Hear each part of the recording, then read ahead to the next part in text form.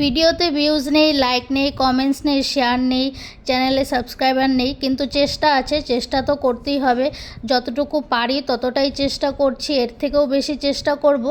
হওয়া না হওয়াটা পরের কথা। আজকে হচ্ছে না, কাল তো হবে, এই ভেবেই রোজই ভিডিও বানাই, রোজই আপলোড দিয়ে দিই। তার মধ্যে দেখো বলতে বলতে আমাদের কিন্তু সকালের জলখাবারটা হয়েও গেল। জলখাবার হয়ে গেছে, তারপরে এদিকে চা বসিয়ে দিয়েছি। চাটা আমি না, ও বসিয়েছে। আর এক সাইডে দুধটাও জাল হচ্ছে, ছেলে যাবে টিউশনে, তাই দুধ জাল করে নিলাম। তো হ্যালো ফ্রেন্ডস, গুড মর্নিং। কেমন আছো তোমরা সবাই? আশা করছি তোমরা সবাই অনেক ভালো আছো, আর আমরাও অনেক ভালো আছি। এখন বাজে 12টা বাজতে 10 মিনিট বাকি। এখন আজকে একটু তাড়াতাড়ি ছুটি হয়ে গেছে ছেলের, তো এই মাত্র টিউশন থেকে নিয়ে এলাম। আমার তো একটাই ডিউটি, একবার দিতে যাও একবার নিতে যাও, স্কুল আর টিউশন, ঘরের কাজ আর এগুলোই করতে হয় আমাকে। আর কিছু কাজ নেই এর থেকে বেশি আমার। এটা করতে করতেই দম বেরিয়ে যাচ্ছে এই গরমের মধ্যে।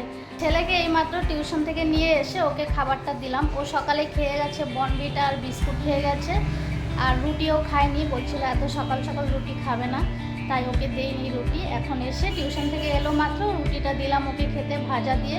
আর রান্না বান্না করে ফেলেছি, তোমাদেরকে দেখাবো। মাছের ঝোল আর ভাত করেছি, এর থেকে বেশি আর পারছি না এই গরমের মধ্যে। আর মা ছেলে থাকি, দুপুরবেলা রান্না বান্নার এত ঝামেলা করে কোনো লাভ নেই। ও থাকলে বাড়িতে তখন রান্নাবান্না অনেক কিছু করতে ভালোও লাগে। ও যেহেতু একবারে রাতে আসবে, আস্তে আস্তে 10টা বেজে যায়। আজকে সকালের ব্রেকফাস্টে বানিয়েছিলাম বিনস গাজর আলু দিয়ে ভাজা, আর করেছিলাম রুটি।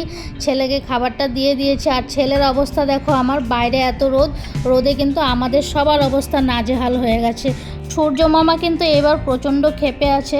ব্রাইটনেস দিন দিন শুধু বেড়েই যাচ্ছে।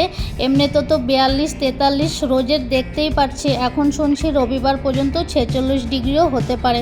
তোমাদের ওইদিকে কেমন গরম পড়েছে কমেন্টস করে জানিও। ছেলে আমার খাবারটা খেয়ে নিল, খেয়ে দিয়েই চলে এলো ডাইরেক্ট ব্যালকনিতে।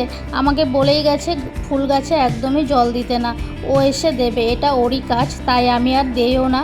ও এসেই এটা করতে যখন ও খুশি পায়, আমি তাই কিছু করিও না। ও এসেই জলটা দিয়ে দেয়, রোজেরই গাছে ও জল দেয়। ওর বাবা যখনই সময় পায় না, ওকে বলে যায় গাছে জল দিতে, ও দিয়ে দেয়।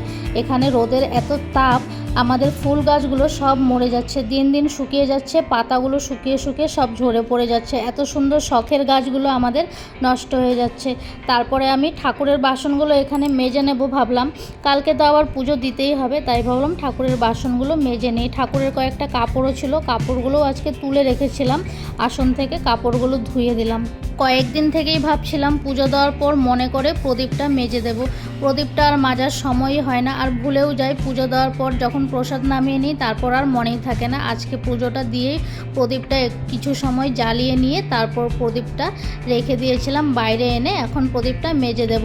আজকে মেজে দিলে কালকে আবার জ্বালানোই যাবে, আর সন্ধ্যাবেলা মোমবাতিও জ্বালানো যাবে। এমনিতেও আমার আরেকটা প্রদীপ আছে, ওটা জ্বালিয়ে দিলেও হবে।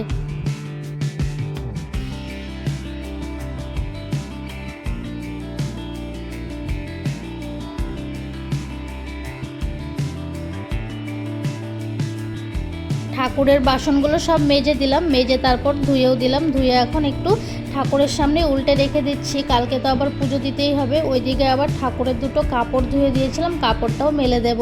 তোমাদের ভিডিওটি কেমন লাগলো কমেন্টস করে জানিও। যদি ভিডিওটি ভালো লেগে থাকে তাহলে লাইক করে দিও, শেয়ার করে দিও, কমেন্টস করে দিও। এটা তো রোজেরই কথা, তাও বলতেই হবে।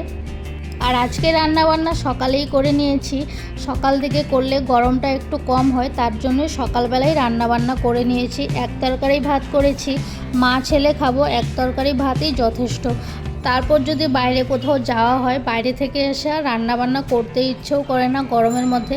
ছেলের টিউশনটা খুবই সামনে, তাও এসে আর কিছু করতে ইচ্ছে করে না। এসে শুধু ভাতটাই করলাম আজকে। ভাত আর করেছিলাম মাছের ঝোল। আজকে আলু বেগুন টমেটো দিয়ে মাছের ঝোল করেছি। মাছের ঝোলটা খেতে কিন্তু ভালোই হয়েছিল।